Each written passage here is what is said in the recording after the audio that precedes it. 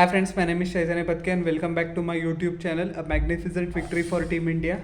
With this win by 6 wickets, Team India clinches the T20 series 2-1 and Rohit Sharma is now 9-0 as a full-time captain in bilateral series. Magnificent record to have, and the game itself lived to the hype.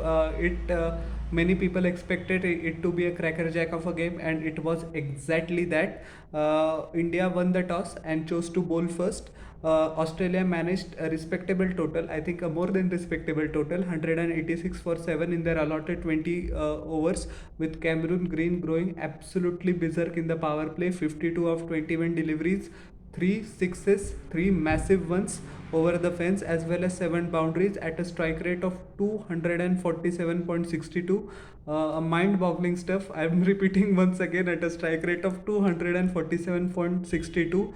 Literally tore apart Bhuvneshwar Kumar in the power play, and Australian selectors will be wondering why they didn't select him in the 15 based on his performances, not in this game only but in the previous two games as well. He didn't impress in the second game with the bat, but in the first game with the ball as well in his hand, and later he gave away just 14 runs in his 3 overs and took a single wicket, which is a magnificent return for a batsman of his caliber.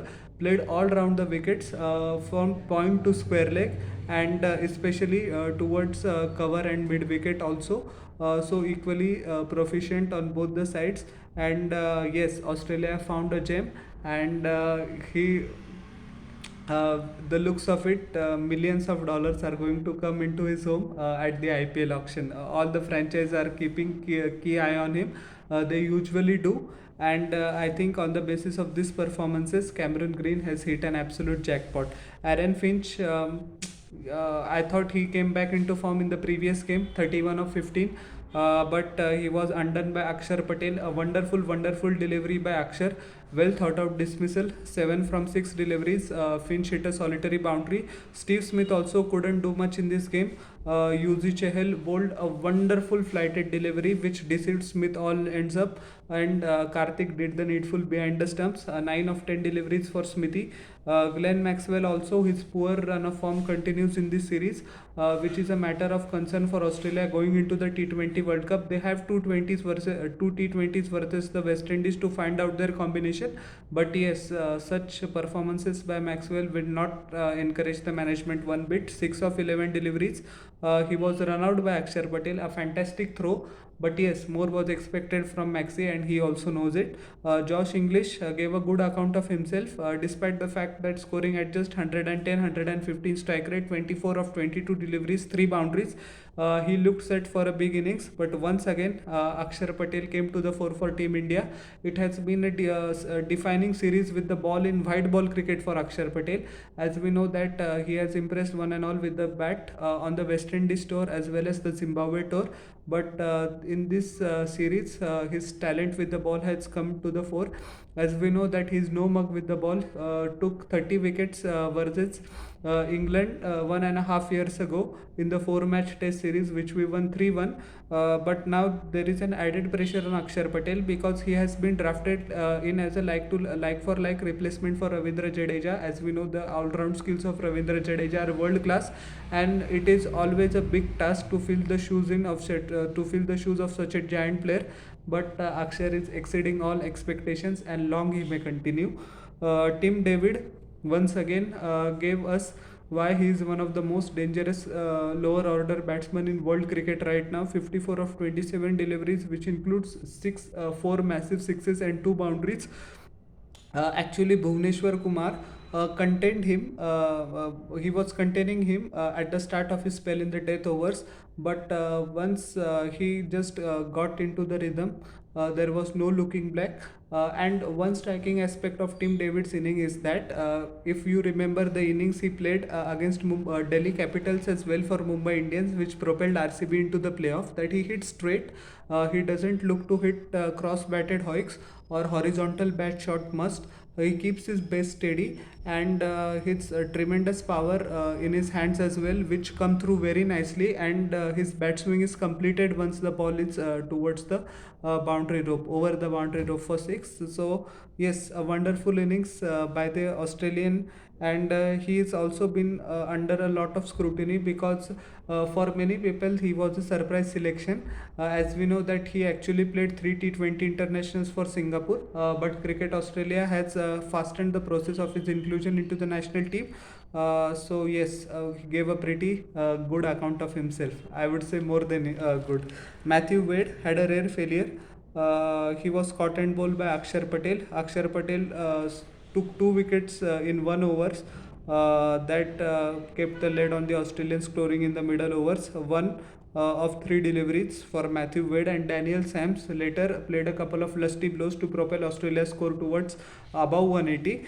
28 of 20 deliveries, which includes two massive sixes and a boundary. Bhuvneshwar Kumar couldn't complete his quota. That shows that actually Rohit Sharma also doesn't have a lot of confidence in his premier fast bowler, which is very concerning. 3 overs gave away 39 runs and took a wicket of Tim David. Actually, he got Tim David in the end, but the damage was done. Akshar Patel in 4 overs gave away 33 runs, took 3 wickets. Wonderful, wonderful display of spin bowling. As we know that he doesn't turn the ball much, and he also knows that he also doesn't try to turn it. But there was a lot of purchase from the wicket in this game, and he exploited that wonderfully well. Plus the run out of Glenn Maxwell, that was the icing on the cake. Jasprit Bumrah, I think it was his worst performance. 4 overs, 50 runs. He was all over the place and didn't find his length, didn't land his Yorkers at will at all. And the batsman picked him up, and they weren't just going through the motions, and they held their base, the Australian batsmen, especially Tim David and Josh English, and then targeted Bumrah towards mid wicket, which I think will give a template to lot of the international teams, as we know that the analysis is very strict these days, and every little thing is found out. So Jesse needs to tighten his game up. Okay, not criticizing him much because as we know that he's still returning from an injury, but 12.5 runs per over of a bowler of his caliber is. I think not a good performance, I would say. Hardik Pandya, 3 overs, 23 runs, bowled well. Yuzi Chahal also bowled wonderfully well, mixed up his length well, and as we know that in the last few T20 games he has been either a bit full or either a bit short as well. Not that in between length which he is famous for, but in this game all his skills and experience came to the fore, and didn't give much leeway to the Australian batsman in the middle overs. In 4 overs, he gave away just 22 runs and took a wicket. And Harshal Patel, 2 overs, 18 runs, 1 wicket. Uh, I thought that Rohit Sharma is going to complete his quota of 4 overs, but anyways, good performance by Harshal Patel as well. It will take a lot of game time for him to come into his usual rhythm, but what I saw is very well. There is a slight correction in the video that Team David was actually caught out by Harshal, not Akshar Patel. So yeah. Sorry for the mistake. India needing 187 chased down the target with just a single delivery to spare. It was a magnificent run chase. KL Rahul was out for just a solitary run by Daniel Sam. Rohit Sharma looked good for his cameo, I would say.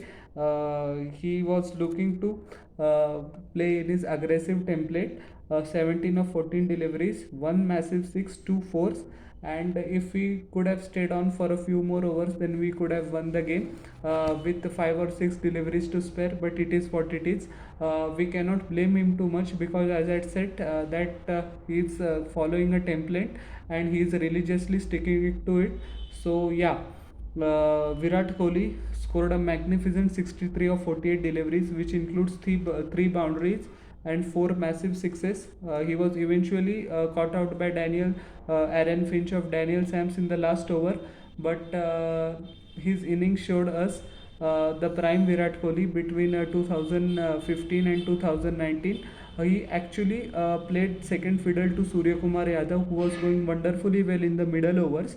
And after Surya got out, he realized that now he needs to up the ante and be the enforcer himself, and let Hardik Pandya take a little bit of time, a couple of deliveries to get himself in. So he just mixed caution with aggression. When actually towards the latter stage of the innings, he tried to hit the ball too hard, but later on realizes that what has worked for him is timing, and he timed a couple of shots towards the end of the innings to relieve pressure of himself as well as Team India.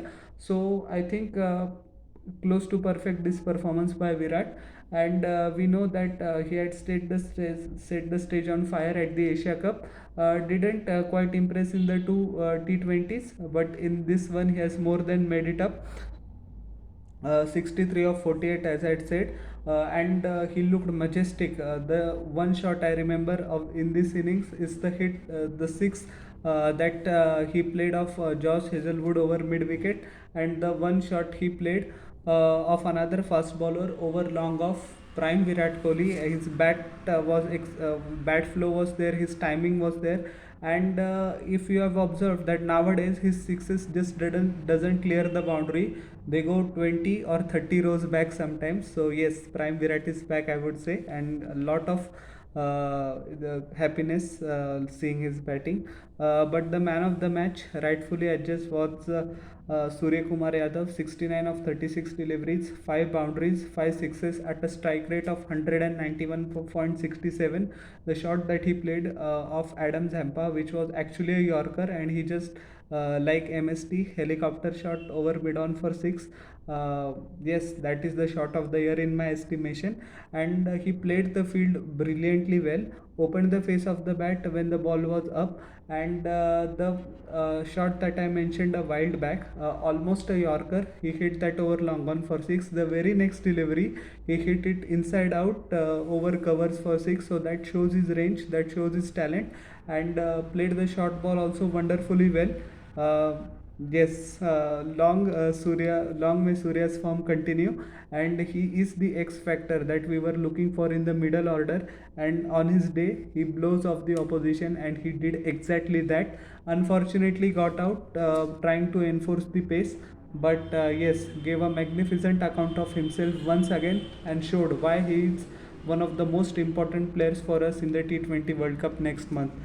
Um Hardik Pandya scored 25 of 16 deliveries, a boundary, 2 boundaries, and a 6 to finish things off without any jitters. Although the game reached the final overs, as Virat also mentioned in the post-match presentation, that actually he tried to hit the ball too hard in the middle overs, which ensured there were a few dot balls. Due to that, the match reached this stage, but after that, he more than made it up with a couple of boundaries, as I said, and DK finishing one run with one delivery, finishing off the chase for Team India. So a comprehensive victory, I would say, and such type of victories will do the team's confidence a world of good. And there are going to be some changes in the South Africa series. Hardik Pandya is going to be rested. Bhuvi is also going to head with Hardik in the National Cricket Academy. Arshdeep Singh will play in the 3 T20s against South Africa. Last minute changes can be made by the team management. It is up to Rahul Dravid and bowling coach Paras Mamre with the selectors. But they announced it at the start of the series. I think they are going to stick with it. If there is any update or change, I will convey it to the fans through my YouTube channel. So how did you like my analysis of the third T20? Please tell in the comment section below, and don't forget to like, share and subscribe to my channel, and press the bell icon for further notifications. We'll meet in the next video. Till then everyone, bye.